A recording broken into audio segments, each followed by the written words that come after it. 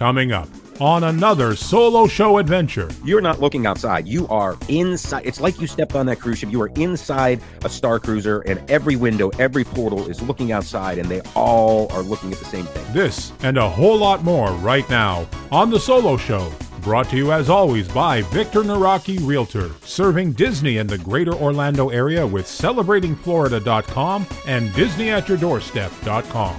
The future is bright indeed. We're all of us dreaming of the better days ahead, and a part of your bright new future could be a move to where the magic lives in the greater Orlando area of Florida.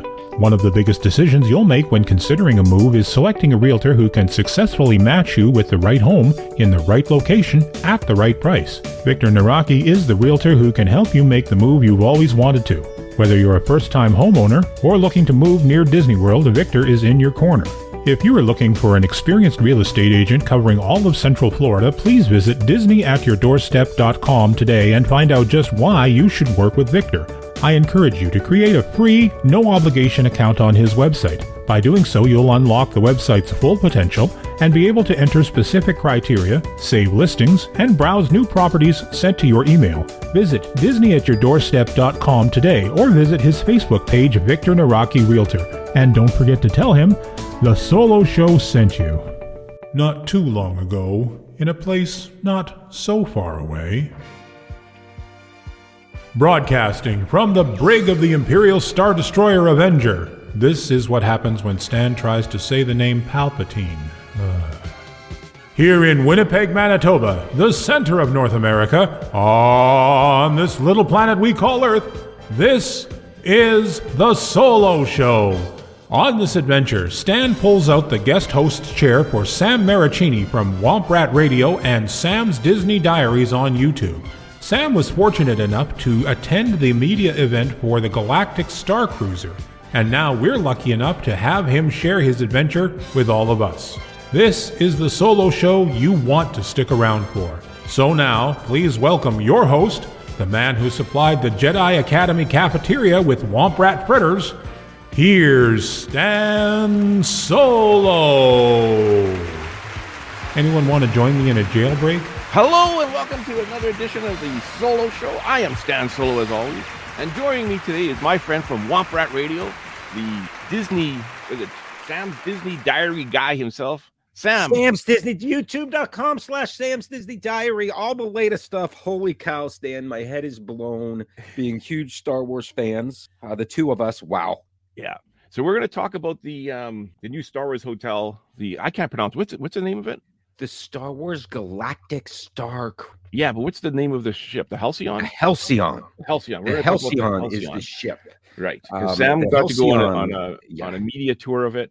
But before we get into that, let's talk a little about Sam's Disney Diaries. What are you doing over there? We've been doing everything, to be honest with you, Stan. There's historically, we started with a lot of the old school videos, the old Easter parades, Christmas parades, television specials, the stuff that I loved watching that you can't find anywhere. Yep. But, there's some history, Country Bears Jamboree, you name it. There's a bunch of Star Wars videos. There's a bunch of in-park point of view. Okay. There's some media information, including the Halcyon. So there's lots. So I spent the last 2 days watching strictly Halcyon YouTube videos. So I am 100% spoiled. Now, I did see when I was looking at your channel, you have some kind of Muppet thing on there. Yeah, Muppets 30th anniversary special, which I did some software AI on to up-level the quality of it, of what I originally had on VHS.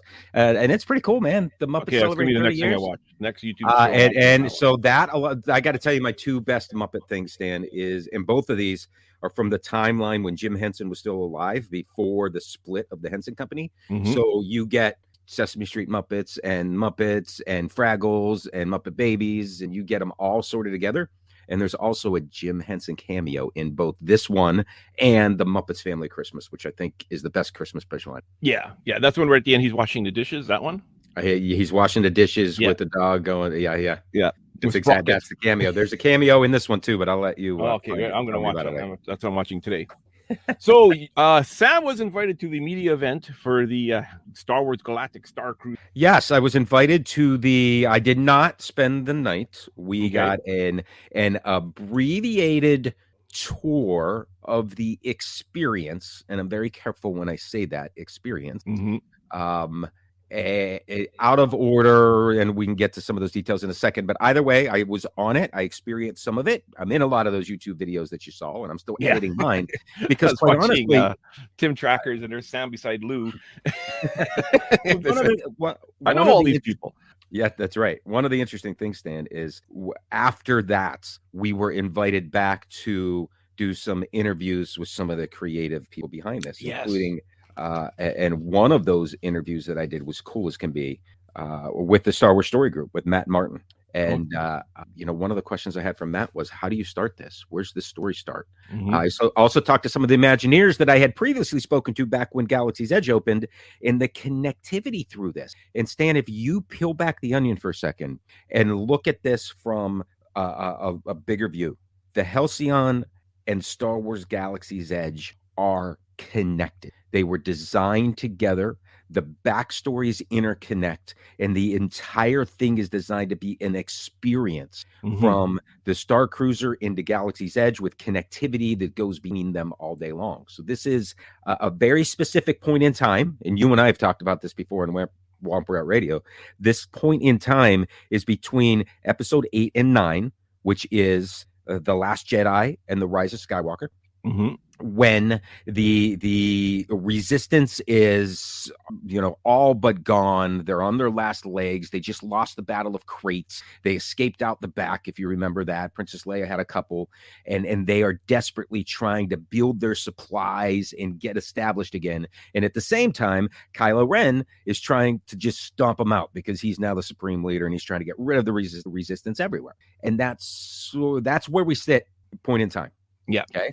So I think we need to go into spoilers with this show. So if you're planning on going on the Halcyon and you don't want any spoilers, you might not want to listen to this. But I got to tell you, I'm really glad. Like I really want to do this cruise, but I'm glad that I spoiled myself to death because now I know where to stand when I need to stand. I know where to be when I need to be to experience the whole thing. Like, yeah, sure, I know the whole story, or at least I think I know the whole story from watching the YouTube videos. But it's like, it's not like you're riding a roller coaster that you're going to do 100 times and you want to experience the first time. That's right. Like that. This is going to be once and done. So you want to get the best enjoyment of your experience doing this. So I'm all for spoiling myself to death on this so that I know where to be when. Well, along those lines, though, let me also say that this is a 72-hour journey is the way that when you talk to the Imagineers, they don't talk about a 2-day thing. They talk about 72 hours and cramming as much stuff into 72 hours as they can. And by the way, people have to sleep, right? So that's a piece of this thing. We know what the ending ends up being. In the ending, the climax isn't going to change. Yeah. But there are so many routes to get you from the moment you step onto that Halcyon until the end that your story can go 100. And it all starts as soon as you step off of that transport pod, which is you arrive at the space terminal, right? Kind of not very architecturally, it's kind of cool, but it's a big concrete building.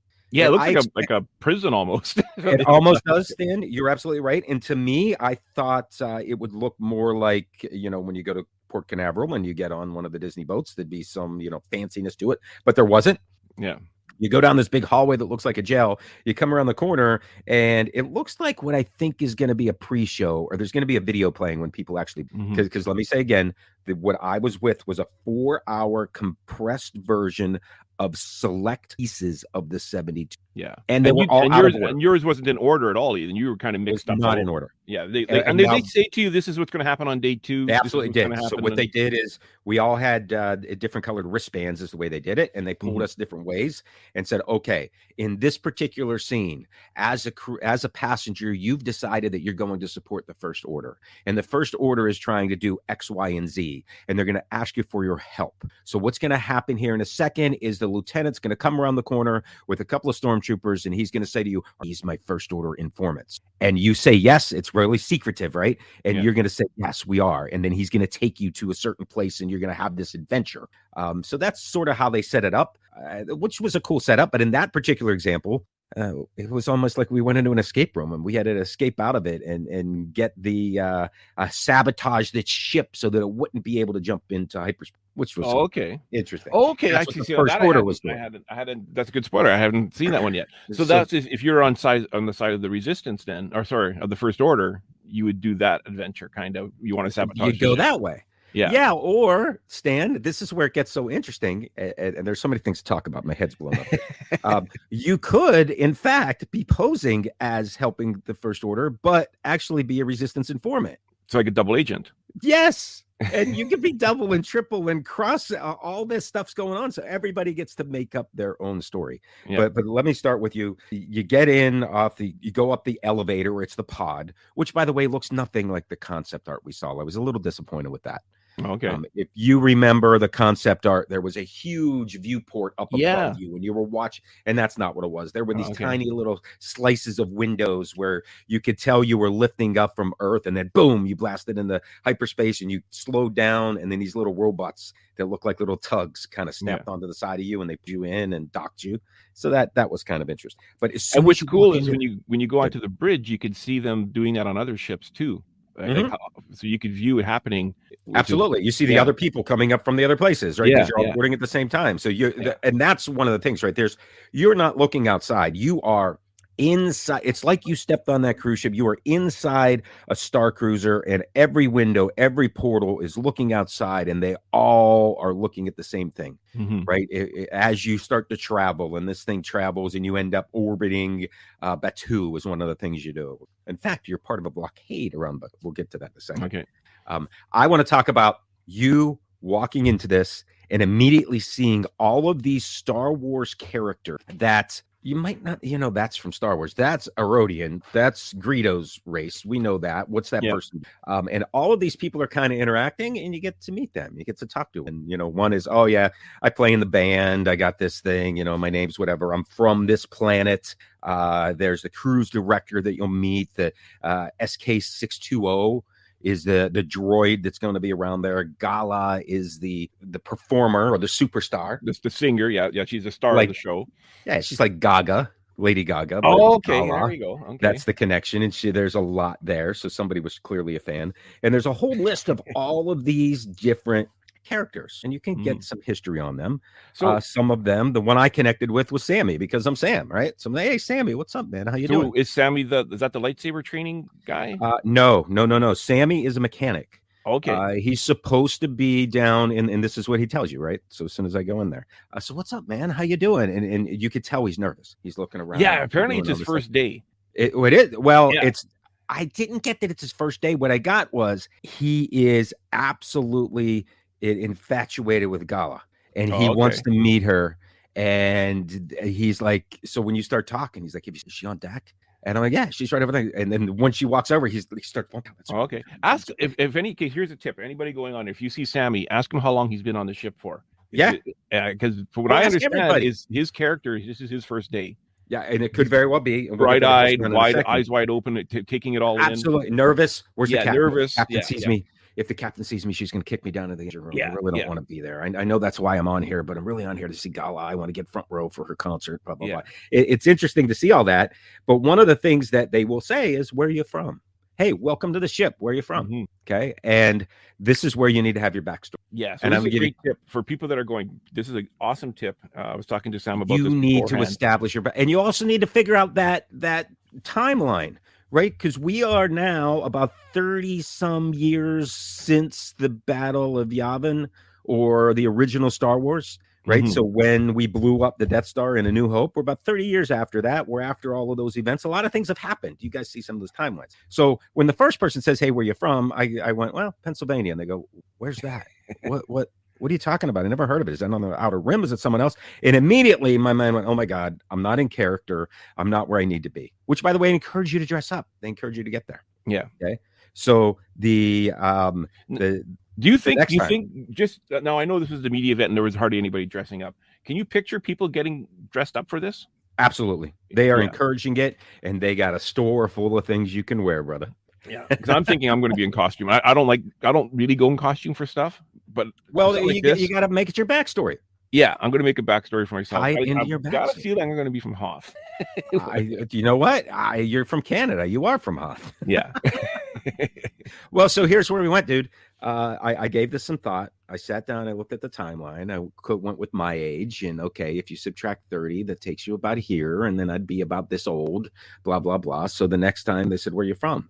And my answer was, well, I was born on Alderaan, but my family left early. We relocated to Cloud City. We were on Cloud City when the Empire came, and I've been running from those bucket heads ever since. You seen any of them? And that like gets the guy go, oh, this guy's been running from the Empire from way back when, and the First Order's just starting to come up.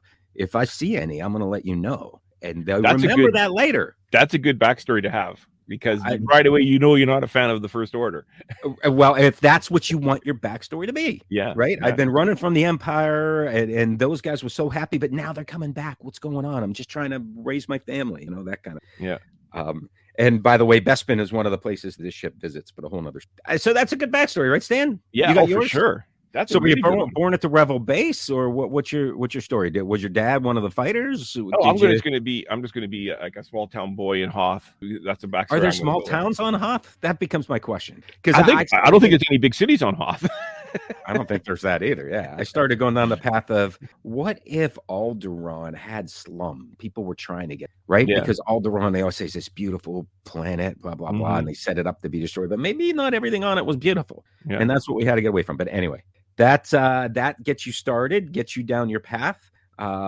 Here's another interesting story connection. As soon as you're sort of starting, you're interrupted. And by the way, I can't tell how quick this happens on the 2-day excursion, right? Because it's a consolidated thing. One of the cool things about the connectivity here, and I don't know if this was only this is going to happen on the 2-day cruise. I don't know when. So you go through your muster stations and you're sort of mingling and getting to know people. And then all of a sudden, the First Order arrives. And basically, here's what's happened, right? And this may happen when you get to Batuu. The First Order has noticed that every port of call that the Halcyon, this ship, arrives, a small band of resistance starts to form in each of these places the ship goes. And they've made a connection that there's something strange going on in the Halcyon. So Kylo Ren has dispatched one of his top lieutenants to monitor this voyage, be part of the voyage, see what's going on and what's happening. And this is what introduces the First Order onto the ship. So you meet the lieutenant, and there's a handful of troopers that just start walking around, and there's a presence of them throughout the journey. Right. So here they are. When Gala's singing, they're sort of in the corner, and they're over here and they're over there. So that's how they introduce the aspect of okay, something's different on this. Yeah, this isn't your ordinary cruise on the ocean sea. That's right. Getting excited about the next port adventure. All right. So before we go any further, I want to go back to the Halcyon for a second, because I said that we went back to do some media interviews, and I talked to Matt Martin, and one of the things I talked about was his comic books that he was part of. Okay. This is the first episode. It's called The Halcyon Legacy. And in it are the backstory of the 275-year history of the Halcyon. This ship has been around since the Old Republic. It's been around forever. And there are 5 episodes in this comic book series that detail all of the things that have happened. So the Wookiee on the cover is not Chewbacca. He is from the Old Republic, and he's a Jedi Wookiee with a really cool looking lightsaber. But it also gets into some things where Padme and Anakin were on board this ship at one point. And in fact, during that, Asajj Ventress ventured on board and battled Anakin and created some damage in the ship, and you can find that damage where to. Kind of cool. It's really cool. It's really cool. Aurora, and they just. So my questions for Matt were, how do you even come up with this? How do you decide? And his answer was, and it's on YouTube, by the way, it's Sam Stacey Diary. There's all these characters, and we can tie this together with the timeline. So they have one of the comic books has Aurora Singh on the cover, and it was Aurora Singh and Zam Wesell that have a battle starship, which is cool. For a point in time, the Halcyon fell into Imperial control, and the Empire used it for their lieutenants and their top ranks to sort of decompress decompress and go get away for a little while. And during that time period, they implemented a lot of Imperial things. So you find Imperial relics around the ship. You also find a brig that they put in. The gel on the ship was kind of all of that stuff ties into the story of this sucker. One of the things I noticed was on the floor, the tiles were set up. It was like the Crimson Dawn logo. Just from watching the YouTube videos, I noticed that somebody had that. There are a lot of shout outs to the era that was around Solo. So Dryden Voss and his yacht, if you remember some of those scenes, there's quite a bit in there that's really interesting. So yes, those connections are all over the. Yeah. And I hope that story for that floor tile comes up in this, because I'm really curious about that, because it was one of the things. If it doesn't come up in the comic books, dude, it's going to come up in the novels, right? Because one of the other things they pulled together, the scoundrel. This was interesting because I asked Matt about this in the interview, and then afterwards he talked about where it is. But a new novel called "The Princess and the Scoundrel" is about Princess Leia and Han Solo after the events of the Return of the Jedi. Right, because that's when he finds out, oh, Luke's the sister, and then the next time we see them 30 years later, Kylo Ren is Kylo Ren, and you got to fill in that story. Well, it turns out that they went on a honeymoon voyage on the Halcyon. How about that? That's where Kylo Ren was conceived. And they never said that, but in the royal suite, I guess potentially that's a thing. It's an interesting tie-in. There's also some paintings that were commissioned by Prince Leia that are in the atrium, and there's some interesting tie-togethers. But here was the cool part. I was talking to Matt, and I mentioned this, and he goes, "Oh yeah, I just got the first draft of that. It's in my I was like, oh wow, because this novel doesn't come out until August, but it was pretty interesting. It's super cool how they're able to tie all this together and put those Easter eggs on the Halcyon. That's what the story group does, man. That's their job, to tie it all together. And it ties back into Galaxy's Edge to the point where when you look at the story and how this unfolds, Galaxy's Edge, let me step back a second. It's a 2-day voyage on the Halcyon. And on the second day of the voyage is when you do your excursion to Batuu. Yeah. Okay.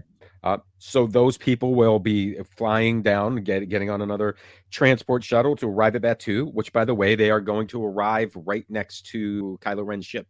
So now this is one of the things that a lot of people on social media were saying, that they don't think it's fair that they have to go to Batuu, but it is almost important that you go because it's part of the story. It is. Number one, you don't have to do anything. Okay. You don't have to do anything. You don't have to go to Batuu? You don't have to. You don't have to participate in any of these. Okay. In fact, if you ask after the fact when you're not on the ship, if you want to sit at the bar all day, you can do that. But if you want to sit at a bar for that much money, you need to go on a 7-day cruise on the Wish, because that's going to take you to real ports. Yeah. And you're going to get a lot more time for the same money. So that's not why you're doing this. Exactly. But there's no reason you can't do that. Now, where Batuu fits together and where I was getting to, the events that transpire at the ending of the Halcyon are directly tied to the events that happen during the Rise of the Resistance attraction. It's all tied together, because if you look at the Rise of Resistance attraction, that's when, you're going through that entire story where Rey's recruiting people and you're headed up and they grab you and lock onto you and pull you in to the Star Destroyer. And inside the Star Destroyer is when you go through interrogation, you get busted out and you get back down to Batuu. Well, all of that destroys that Star Destroyer, which is why when Kylo shows up at the end of his Halcyon, he's a little upset because somebody blew up one of his Star Destroyers and he thinks somebody on the Halcyon was responsible for it. Oh, and they are, because so the whole thing comes back together, right? That's sort of the storyline. So it's very specific that the second day of the voyage is these attractions. Oh, and by the way, people on the Halcyon do not like Hondo. Hondo's just a smuggler that's trying to get the coaxium, because one of the people on the Halcyon, in fact, Gala's main man, another spoiler here, like her manager, he's dealing coaxium on the side, and he's got some stuff smuggled on the ship, which is a storyline that you wouldn't know unless you got to know that guy and agreed to help him out. Speaking of Hondo, one of the videos I watched, they did the shore excursion. They went to Batuu and they went to do Smuggler's Run. And Hondo actually calls out that there's people visiting us from the Halcyon here. Nice. And then he goes into his regular speech, which is very nice, a really cool detail that they included. And it's in there. And by the way, part of that sabotaging the flight systems, the hyperspace on the Halcyon, if you are with the First Order, requires getting parts from Galaxies. So you need to recruit and find things at Galaxy's Edge that nobody knew were there. Yeah. Or they're being sent there. So you need to come back with data tapes. And the data tapes look just like the tape that Jalen Urso was running around with on Rogue One, the plans for the Death Star. It looks like something like that. I'm like, yeah. So Have cool. you ever done the Galaxy's Edge with your data pad, your iPhone, the different events? Great question. So the data pad was not available on the Halcyon for us, this ship. The data pad is essentially an extension of my Disney experience, right? Yeah. But it turns it into a data pad. I've started to use it while waiting in line for Smuggler's Run and scanning some things. But scanning the crates have and more all that. experience with that than I do, don't you? Yeah, so I one of my trips, I was there by myself, and I spent about 3/4 of the day just scanning stuff and doing these little mini adventures that you could do at Galaxy's Edge. I think the average person doesn't even know you can do. That's right. You'll go and you'll scan a package, and it will tell you on your data pad that you have to go do this mission. Do you accept? Yes or no? And then you click yes or no. So then you have to go to these different. It's like a choose your own adventure almost in Galaxy's Edge. That's been there all along. That a lot of people don't even know about. So it's part of the Play Disney Parks app, right? Yes. Yeah. Yeah, and there's Space Mountain, there's a ride and stuff like that. But yes, it turns it into a data pad. And in fact, that's where you get to talk to your in-room AI assistant, 3, which is a droid. That's it feels like it's not quite ready yet, but it's interesting. That did seem kind of like a letdown from the videos that I saw. Seems like the highlight of that is that it was sing a lullaby to well, but you could do interesting things like say, hey, is the resistance on board, or what do you know about this? Because that droid is supposed to know the entire 275-year history of the Halcyon. Yeah. I didn't get enough time with it, test it to see. Let's talk a little bit about the rooms while we're in there. Sure. So what did you think? I didn't get a lot of time in the rooms. Yeah. Well, and I don't think you should. I think this is a type of trip you don't spend a lot of time in your room. Well, and I think we need to say this straight away. This is not about the room. The room is an extension of the story. Yeah. It's not designed to be a resort room. It's an extension of the story on board the ship. It's small. It's compared to a cruise line ship, that type of thing. And I did, in talking to some of the Imagineers after the fact, I basically said, what did you guys do here? And basically the reply from Corey, the creative director, was, we created an environment where you can live, breathe, sleep, and play Star Wars for 2 days straight. That was our goal. And that's and they did. This is playing Star Wars as a kid for 2 days long. The whole way through. Yeah. So the bunk beds was one of the things that a lot of people were concerned about, because they look like they're fairly small, meant for like children. So if you have 3 buddies going together that are all grown adults, the short straw gets the bunk beds, but maybe not. That is interesting, because I did not get a lot of time in the rooms. I was a little disappointed in that, but that's okay. It is what it is. But from what I saw on YouTube, one of the YouTubers, he'd lie down. He's 6 foot. I can't remember if he was 6'1" or 6, but he'd lie down in that bunk bed, completely put his feet against the footboard, and his head wasn't touching the headboard. So they are bigger than they look. They are, but if you look at some of the things there, like the bathroom, I mean, it looks like a cruise ship, right? That's really what it is. It looks like a cruise ship. There's some soap hanging on the walls. There were some things I wanted to be able to do, but wasn't able to, like open all of the doors inside any of them. Mm-hmm. I wanted to pull this hatch that says emergency exit or something on it, but I couldn't because it didn't have enough time. Now, my understanding with that hatch is it's more like a room that if there's an emergency, you can lock yourself in there. And it's all part of the storytelling, I'm sure. And then call 911, and there's a code on the inside of the hatch that you would tell the person. That's in case of a real emergency, though, is my understanding. Okay. Hatch. It was interesting that they like a safe room. Right. It was interesting that when you got on board, because during this entire experience, there are like emergency on board, everybody gather here, but it's all story elements. And they were clear in saying that if it's a real emergency, not part of the story, you will know. That's all they said. Like you're going to know if it's not part of the storyline. And I'm thinking they turn all the lights on the ship because, of course, as the storyline's going on, there's noises you hear in different places. The lights are dimming, and it just feels like, oh, something's wrong. We need to move. Right? Because at that point, if you've suspended disbelief, you were in space and something's wrong. This isn't good. We got to get up to the muster station, to the bridge. Yeah, they do have a video that they show where the difference between a real emergency and a story emergency. Yeah, I did not see that. Yeah. So the real emergency this is not part of the story. This is a real emergency. Everybody evacuate the building is how the real emergency would go. And they give you that information when you get on board. Very cool. So the rooms they're okay, right? That's what really did you think of that screen? Because it's hard to tell on TV with that screen. It's hard to tell, and you have to open it and turn it on. It looked a little more complicated than I had time to figure out. But you can see things kind of flying outside of it and moving around. So did it look realistic though? Because it sure didn't look realistic on YouTube. Well, it does. The glare is weird on the camera. Yeah, it looks much more realistic in person. I think you're going to get a lot of that. Yeah, I think you're going to get a lot of that for sure. But the rooms are all right.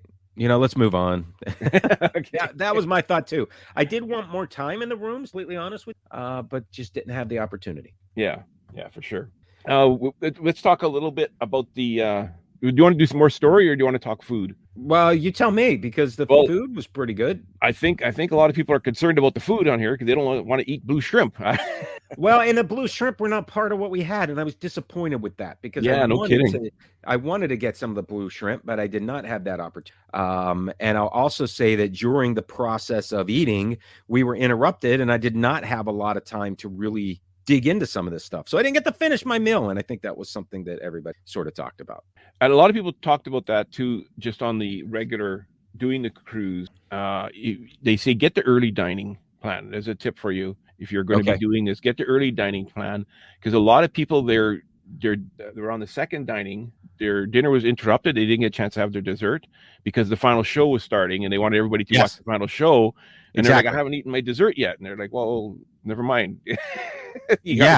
Show. Well, and that's what happened because we were taking our time. We were trying things. Yeah, it was pretty interesting. Now there is another video over at Sam's Disney Diary YouTube with this chef. Chef Bobby that talks through most of the things and the adventure, and it is kind of cool. I mean, the shape of the plates is really interesting. The way that they're curved on the sides, and then the next one fits right next to it. So it's kind of like a Tetris food plate. Yes, a Tetris food plate. That's a great way of putting it, Stan. I really liked how the buffet worked, where everything was in individual dishes, and you just take the dish and put it on your plate, as opposed to scooping stuff with ladles. Wonder if that was a COVID thing or if that was the design all along. I wondered the same thing. I wanted to say the food is very well themed, so I got a feeling that was the design all along. Absolutely, the theme is extremely well themed. From the different planets, it's bantha, filet, and you get all those. Yeah. Food. I haven't heard any complaints about the food from anybody at all. And I wouldn't expect to hear any. Yeah. And there's a kids menu. If your kid isn't very adventurous, I guess they have the pods from Avatar, or one of the meals. It's kind of funny because that had been mentioned at some point when the thought was, I guess you could really put any protein in a little bun and it could be from any planet. But yeah, that's what it looks like. It looks like what's from Avatar, but clearly it's not. You put vegetables in a bun, it's from Dagobah. Exactly. Although the Hoth icebreaker drink that's pretty good. Mm-hmm. It was a little strong, believe it or not. I had a little bit of a kick to it. Oh wow, okay. But all part of the story elements. And yeah. Did you get to experience any of the entertainment? Any of the entertainment, like the singer, like the Gaga, what's her name? Gala. Did you get Gala, to like Gaga, but not? So yes, Gala was there, and she is the superstar of everything happening here. And she's part of the showtime, the dinner showtime. So as she comes in, she does a good old, well, of course, I'm the best. Everybody loves me. Look how good I am. And does sort of that. Her manager, that I had mentioned before, who's dealing the coaxium on the side, but doesn't want anybody to know it. There's a little dance going on. She has a rodent back at the keyboard that's playing for her. She does a good job of walking through the crowd, intermingling with everybody. But it was kind of interesting, like I mentioned before, Stan, when you got a room full of bloggers, everyone's got their cameras up and everybody is taking video and everyone's in each other's videos. And I don't know how this will be if this was a real cruise. I mean, are you gonna see that happening? I don't know. I think for myself, I would just use my phone only as a data pad for doing the adventures and maybe do the odd selfie picture here and there. But when the things are happening, I don't want to be recording it. I want to experience it. There were points in times where I would want to record my kids Yeah. to get some of their interactions and their but Yeah. in this particular case, I mean, it was just interesting to watch all of that. Yeah. And I can actually I can share some audio with you later if you include it.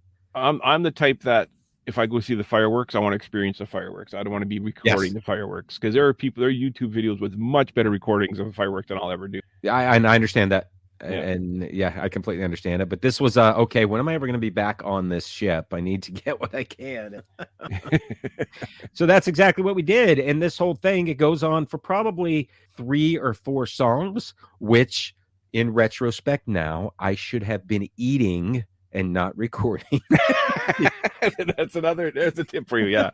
Enjoy the entertainment, eat your food, relax. That's exactly right. And then at some point, there's a dance routine that happens here, and it was interesting to be in the room with everybody seeing that. Lots of character interaction, and at the end of this, we get interrupted. Yeah. Now the other thing is they told us far in advance. Day one, they told us when they announced this at Celebration, there was going to be lightsaber training. Did you get a chance to do that? I did get to do lightsaber training. Now, tell me what you think, and I'll tell you how I feel after watching 18 YouTube videos of it. So there's a couple of things happening here. Number one, it fits right into the storytelling element. Okay. Lots of storytelling elements, and it's kind of cool here. I saw the video everybody else saw, and it was like, this is kind of disappointing. What's going on here? Yeah. That was with one person doing lightsaber training. You go in the room into this pod. The trainer is a character talking about the Force, letting the Force guide you. And now you have 4 people that are going against these remotes. You have a lightsaber in your hand, which does not interact. It's a little disappointing. Remember the video we saw of Rey with a lightsaber? It's not the Rey's lightsaber. It is not that. What it is giving you the ability to basically, there's a tracer light that comes out. You hit that tracer light. There's another one that comes out. You hit the tracer light. It's training you. So much like the bridge, and we'll get there in a second, it starts out slow. It starts out very elementary. Okay? Meaning this is pretty going on here. But what they're doing is they're getting you ready for something later, because it'll get a little bit faster. It'll get a little faster, a little harder. And you can't jump right in at that fast speed. You got to get people, stand at the ready position with your lightsaber, and then, up on the top, up on the left. And then at one point in it, there's a hologram and a voice that's Yoda that starts talking in this room, and it goes together some story elements, and Yoda says a couple of things. I won't get into the details. And the lightsaber trainer goes, Master Yoda's right. We're using lasers. We're using training remote. We need to use real lasers, and we need to leverage the Force to help us do that. So here's what I want you to do. I want you to close your eyes, and all these story moments. But then when it comes back, there's some there's no more beam. Instead, there's sort of these stars that light up behind it. So it's in your peripheral vision, and you're following those stars, which are supposed to be the Force, and you're the only one that. Okay. See, I could not see those on the YouTube video, and I was wondering what was going on with that. Okay. That's what was going on, but it was okay. You're right. Let's get rid of this. It's just real stuff. If we're going to be a Jedi, we can't be using training remotes. We have to have some real experience, and that's where it goes to. And it was kind of interesting. So was it? Now you did the lightsaber building experience. I did the lightsaber building on that too back when it first started. Yes. Right. So now between the two of them, which one was a better experience? The lightsaber training or the lightsaber building? Honestly, the build was way better. Yeah. The build just was like, wow. But that could also be because I was not at a media event where everybody had a phone up trying to record everybody. True. I don't know. Yeah. Because I know that was not the full experience, but at the same time, building that saber was just amazing. That is one heck of an experience. But have you been through that? Yeah, I do have, and I think that's one of the best Star Wars experiences a Star Wars fan can do. So what I'll say is that the trainer that was there, the person that was in the story that was telling you that attitude, that this is real. That's exactly what everyone on the Halcyon. They all fit that bill perfectly, and we're just amazed at how they pulled. Yeah, from the videos I've seen, to me it looked hokey as heck. The lightsaber training. It is a little bit, but I could see a 9-year-old or a 10-year-old really getting the thing. This is the best thing ever. But it was cool. It was I was fine with it. Yeah, it was cool. Yeah. The other one was the working on the bridge. Did you get a chance? Yeah, you did do that. I saw some. Oh, absolutely. We got onto the bridge, and the bridge is just such a cool place. That looked like a fun thing to do for sure. Because it's basically a giant video game, if you want to put it in layman's terms. I would agree with you. There's a lot of elements going on there. There's a lot of stations. We did not get to experience all of them. 1 second, but it would be interesting to see if you do the full experience, if you get a chance to do both stations, because I think one station is defending and one station is attacking. That's it. Well, there are actually 4 stations. Oh wow, okay. And what they told us was we would get to experience 2 of the 4 stations. Yeah. Because you're right. There's a station that takes care of the shields around the ship, and you see a hologram of the ship and where the shields are. There's a station that goes out and gets things. There's ones that's defense, and there's one that is firing the lasers and the weapons. And they're all stationed in different places across the bridge. Yeah. And from the videos that I saw, that seemed to me like that. I want to do that. It looked like a blast. So that just like the other. Just like the lightsaber training, starts off very slow. Yeah. It starts off very rudimentary. In fact, when it started off, some of the things that they were showing to me looked like in Mission Space at the end of it. Mm-hmm. There's that spot where there's all the people in front of a little thing and big screen, and you're fighting, you're shooting at stuff. Do you know what I'm talking about? At the end of Mission Space at the exit? It felt a little bit like that. Yeah, like you're moving your little target around and you're shooting things, and they send you training droids out, and you got to blow up the training droids. And the training droids get a little faster and get a little harder to hit. But what they're doing is they're training you on how to use the system. So it starts very rudimentary. And the first videos look like, oh, what is this? Just a little video game. But as you learn this, as you get better as the storyline progresses, before you know it, you're shooting at TIE fighters, not little training bro. And you're doing it really quick. And it looks really cool when you get to the end, but you have to go through those baby steps of training people how to use it to jump into the endings. Yeah. Which was really like cool. It was absolutely one of the, and I'll tell you what else was neat: putting this ship in the light speed. They did it multiple times. But even if you're standing in the atrium and you look towards the bridge and they put it in light speed, the entire thing, you can see all the stars flying by you on all the sides. Yeah, and on the bridge, side windows, you get the side view, and the front windows, you get the forward view. Side, absolutely, you do. And later on, when people are coming to the ship and leaving the ship, you see those ships coming up along the side, and it's all story elements that are tied together. You see, if you were astute and were looking out the window, you see an Imperial shuttle coming over when the lieutenant gets on and boards early on. It's like, okay, now we see okay. So it's there. The story elements are there. If you also pay attention, you may see a Millennium Falcon come up to the ship at one point. And if you were on the Resistance side of things, you might be involved in helping to smuggle Chewie aboard for cool stuff. Now, did anybody get seasick on this voyage? It's kind of funny because somebody had asked me, can you feel light speed? Right? Because here's the thing, right? Based on what we've learned from Star Tours, when you jump into light speed, the way to make people feel like they're going fast forward is to pull them backward. Yeah. Right? And no, when you jump into light speed, the building doesn't move. you don't feel the floor shift underneath you a little bit. Stan, if there's one thing that was missing, it was sort of the constant rumble that I would expect from a starship. Right? Yeah. Just like you get on a boat. When you're on a cruise, when that thing's moving, there's a constant little rumble that's happening. And depending on where your cabin is, you feel it more or less. Yeah. But I expected there to be like a something at a very low level the whole time we were moving, but there wasn't. Yeah, I know. Like when I'm on a cruise ship, I can have a room with no windows, and I'll know when we're moving, when we're not moving. I can feel it. Yeah, this one you can't. I mean, you can look out your window. Yeah. The bridge was amazing. Just all the different pieces, all the different parts. It felt alive at times. I don't think that translates to some of the early videos. And maybe that was the problem that Disney had. They didn't have a bunch of people in there. They just took one person to look around. Yeah, and the one that Disney put out made it look like it was for like 7-year-old almost. They did. It really felt the child's area of the cruise ship to me is what it felt like from the videos that Disney put out in the concept art. But when I see all you guys in there playing, it's like, oh man, I want to do that. Yeah, it's a little different when you get a bunch of people in there, especially when some of them are really big Disney. Yeah. Star Wars fans as well. It gets really interesting. Now, did you go into the engineering room? I did not get into the engineer. Well, I don't know what room I was in. Maybe. I don't remember. It was a whirlwind 4 hours for There's sure. a whole long list. We were in the room with the First Order where we needed to do some sabotaging. That might have been the maybe it was. So you mentioned the bridge earlier. Now, one of the YouTube Yeah. videos that I was watching, there was a panel on the wall, and I think it was like a map of the ship, and the people that were doing the YouTube video were just kind of randomly exploring the different things on the ship. Yes. And they hit a button and it said restricted access, enter your code.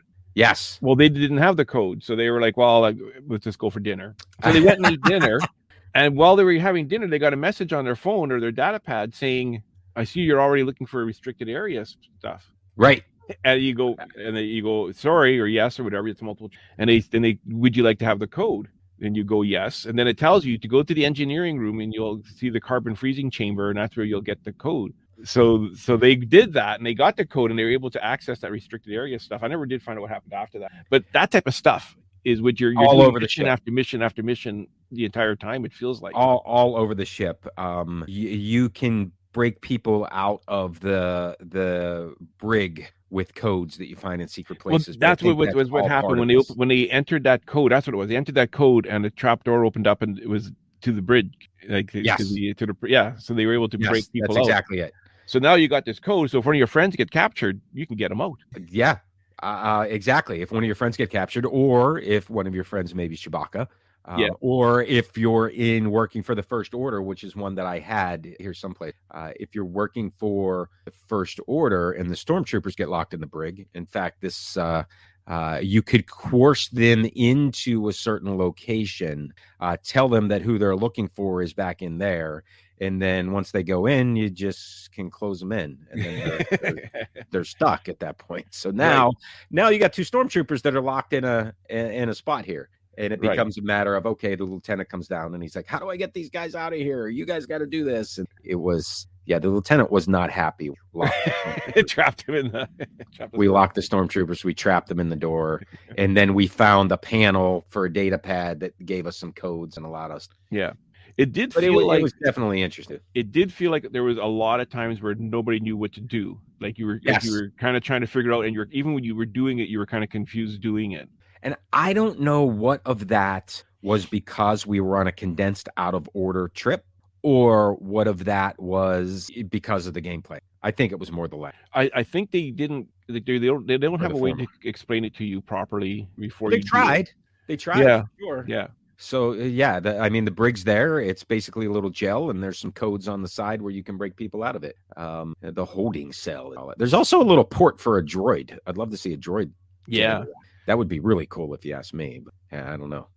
Maps of the ships, just like you would expect on a cruise ship. So you get off the elevator, and boom, there's a bunch of pictures of maps and things along those lines. There's also an ATM in space. Oh, that's handy. Which made me wonder, why is there an ATM in space? Are you using cash anywhere? I guess some people are. At the Sublight table, you need cash. Maybe that is it, but I'm just thinking you're using Imperial credits and things like that. But I could be wrong. Did you go to this? This may have been the engine room. Yeah, this is the engine room here. All right, so apologies. For people that are listening, Ann and I are looking for some pictures. Yeah, sorry about that. But I did get into that engine, played along as the First Order, but then told the Resistance what we were doing. So you were flip-flopping like double crazy. Agent. I was a double agent for sure. Chewie was around. You'll find lots of spots where just out of nowhere, it's like, hey, what's Chewie doing? And there's this guy that hangs around with Chewie all the time. But then the First Order finds him, throws handcuffs on him, and puts him in the brig. So I guess the storyline would have been, we got to get him out, because that's basically what happens. They're like, wait a minute, this guy's coming with us. We've been looking for him. You got to get out of here. Why is he on board? Which I don't know the story of why he's on board, because I wasn't part of those missions to get him on board. Yeah. Well, see, I don't know why he's there. Too is like, you cannot do everything. Like, we have to make that very clear, that there is so much going on, and so many different missions and so much stuff happening in different parts of the ship, that there's stuff that you're going to experience that other people won't, and other people experience stuff that you didn't. I have, like I said, I watched a ton of videos, and I had not seen a video yet with Chewie being put in the brig. There you go. Yeah. Because somebody was someplace else doing it, right? And it was quite interesting, to say the least. And then we had our media reps would explain, okay, here's what's going to happen next. So We're going to go here and we're going to do X, Y, and Z, and we're going to go. And I did like sneaking into the Sublight Lounge when it was empty. That's what I was going to ask you about next, the Sublight Lounge. I spent most of my time on the brig, did not realize that people were getting drinks at the Sublight Lounge. Here's what was interesting to me, Stan. The Sublight Lounge on the Halcyon is bigger than Olga's Cantina. Is it really? It feels bigger or as big as Olga's. Okay. What is going on with that? Olga's should be twice the size it is. Yeah, Olga's does not feel very, very big at all. It doesn't. I also played some virtual Sabak, -5. It took me a while. As soon as I figured out what I was doing is when they said, "Oh yeah, well, you got to come. We're going to go to dinner." You're going to do the next thing. Yeah, which there you go. You've seen the. Yeah, so this is for people that are watching and or people that are listening. We were looking at the video now of the dining area. It's only the one dining area, right? Only one dining hall. Yes, that and the lounge. So now, is this open 24 hours? Do you know, like for people that want to get coffee, or I have heard that there's like snacks available all the time? There are some snacks that were in just off of the atrium. There were some snacks. I don't believe it's opened all the time because I believe they turn it. They turn it from the breakfast into the lunch, into the dinner and the show. Yeah. So I don't think this is 24/7, but I do know that you can get that. Yeah. I heard that not one of the questions that I asked. And there's coffee and tea available 24 hours. Yes, coffee and tea. Yeah, I don't know that there was a lot going on, man. There was a lot going on. So once again, the bloggers with cameras up everywhere was just funny. Yeah. Any YouTube video you watch from that media day it's a wall of cameras, of phones. Yeah, that's exactly right. So we're going to be wrapping up here soon, Sam. Is there any final other things you wanted to mention that? I want to know what your backstory is, dude. That's what I want to know. Well, I think I'm going to have to go with Hoth. Okay. Yeah. All right. And I'm definitely going to be part of the resistance. You were born on a village in Hoth somewhere? Yeah. Small town in Hoth. That would be my backstory. I think it's important to have a backstory before you go on this. Yes, absolutely. I think it is. Well, I just think it's cool to have in Galaxy's Edge alone. I really do.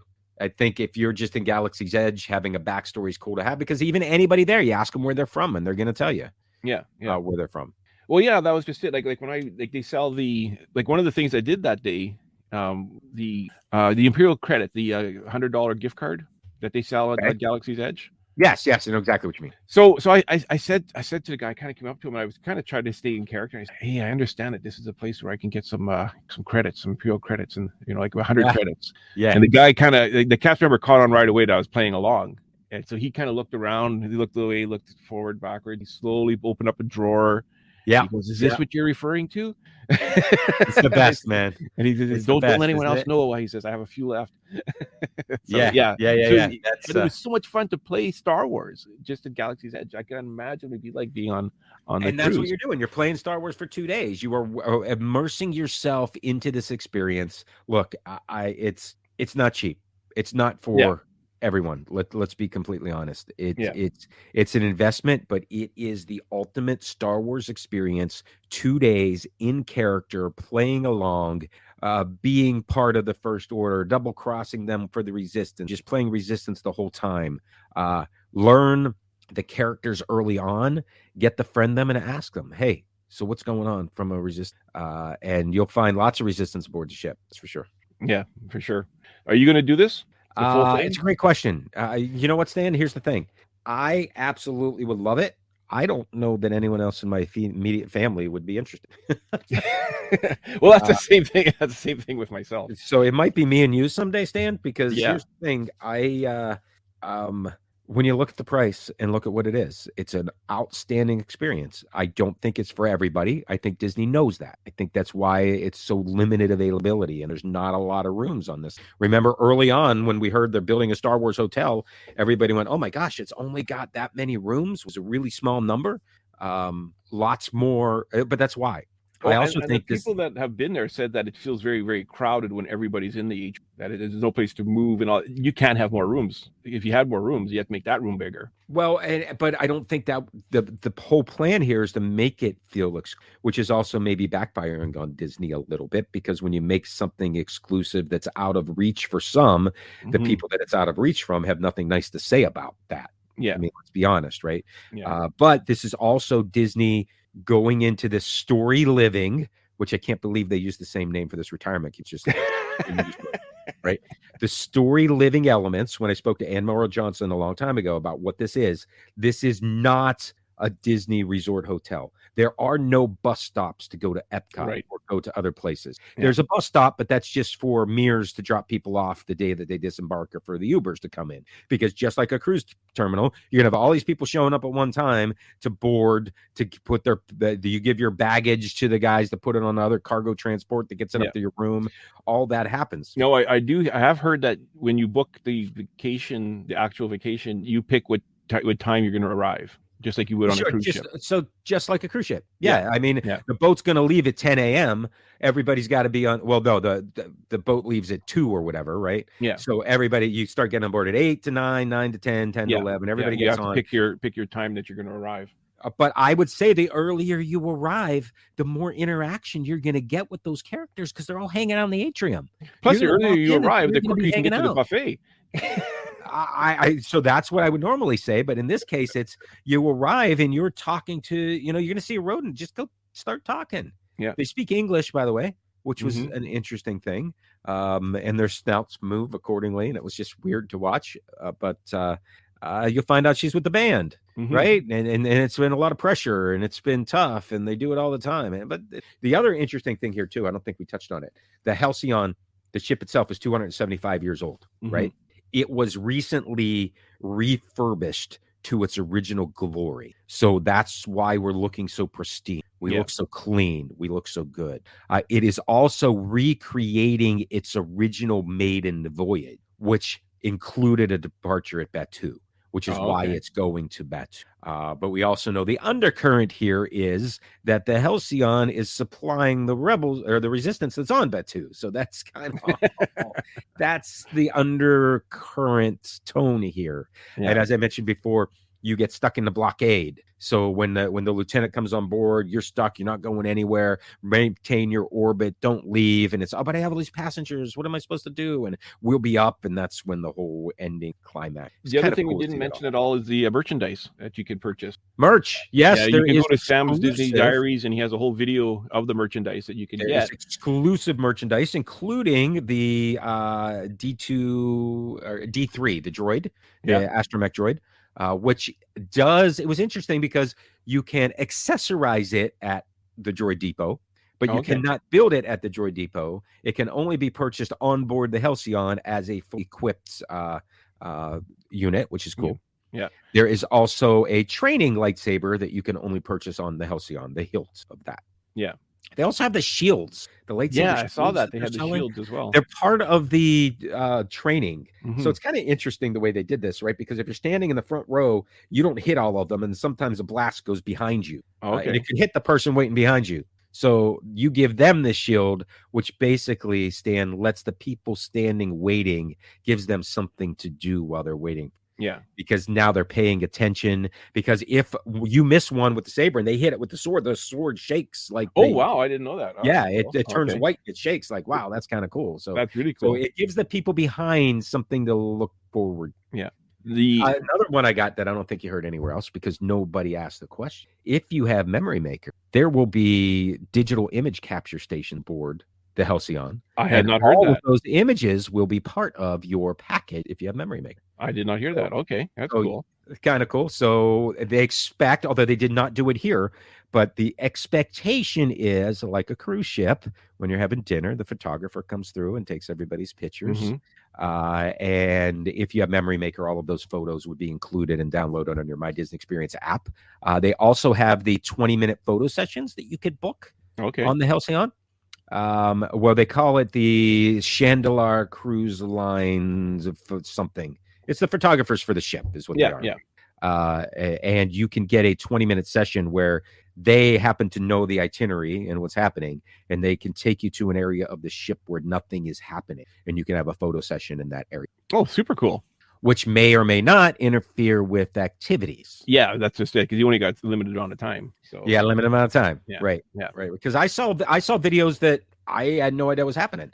The moving the rocks with the Force, I didn't know. What was interesting though is none of the merchandise on the ship itself has Star Wars logo on it. No, it all has the Chandelier Cruise Lines logo. Yeah. Yeah, but when you leave, Star Wars. There's a gift shop as you exit, of course, and that has Star Wars stuff. You have to have. The way that they positioned that, because it's a good point. You can. They encourage you to shop at the marketplace on Batuu, just like any cruise line. When you arrive at a port of call, they encourage you to visit the local marketplace, do some shopping. So they're encouraging you to shop on Batuu. There's a marketplace. You'll find some unique toys and things like that. We also started to mention the transport lets you off in Galaxy's Edge at Docking Bay 3, which is right next to Kylo Ren's ship, kind of to the left. It's a spot that for years had had basically a tarp over it. You couldn't see past it. That tarp's gone, and you can see right down that hallway now, and there's a turn to the left. So that's where people are arriving. Interesting point that one of the Imagineers, actually a project manager on a video that I'm going to upload here in just a few minutes, mentioned that it is such... they were project managers in Galaxy's Edge and the Halcyon, which were developed at the same time. Remember, it's so different to arrive at Galaxy's Edge through the transport and walk into the center of it versus walking through Hollywood Studios and coming through Toy Story Land or coming through someplace else. I can imagine that. It makes it a much more immersive experience because you never left Star Wars. You stayed there the whole time. You're down. And now all of the role playing that you were doing in the ship transfers right down the Galaxy's Edge, and you have your day to complete those missions and all of that role. And I'm like, that's kind of cool because I didn't think about it. I never thought of it that way. Yeah. And it makes sense. Because now you walk through Grand Avenue or you walk through Toy Story Land to get to Galaxy's Edge, but not now. You're arriving from the ship. Damn, that's very cool. Well, thanks for coming on, Sam. I'll come on anytime, dude. Yeah, this was a lot of fun. I got a copy of this. I don't know how sweet. I'm going to buy the digital version of Halcyon. Of the Halcyon. The first digital version I think is available. The second one goes on sale on 3/9, which is next week, and that covered that one. Singh and Zam Wezel. Very cool. It is cool. I like it. So check out Sam's Disney Diaries over on the YouTubes, and let me know that people listening. Is this something you think you would be interested in doing, or do you have zero interest in this whatsoever? You'd rather do a real cruise? Message me. Put comments in the bottom of the video. That's a good question, Stan. I'm very curious. It's a great question. Alrighty, Ken, take it away. If you have a brilliant idea for a future edition of The Solo Show and would like to take your turn in the guest host's chair, then drop us an email at thesoloshow01@gmail.com. Tell us your idea for the show, and we'll contact you about a date and a time for you to join us. If you would just like to keep the conversation going or have a comment about a previous show, then visit us on Facebook at The Solo Show. All logos, sounds, and songs that are made by and for Disney and its affiliates are owned solely by the Disney Corporation and are not, nor are they intended to be, the ownership of The Solo Show podcast. We hope you'll join us for the next adventure on The Solo Show. Thanks for listening, and bye for now.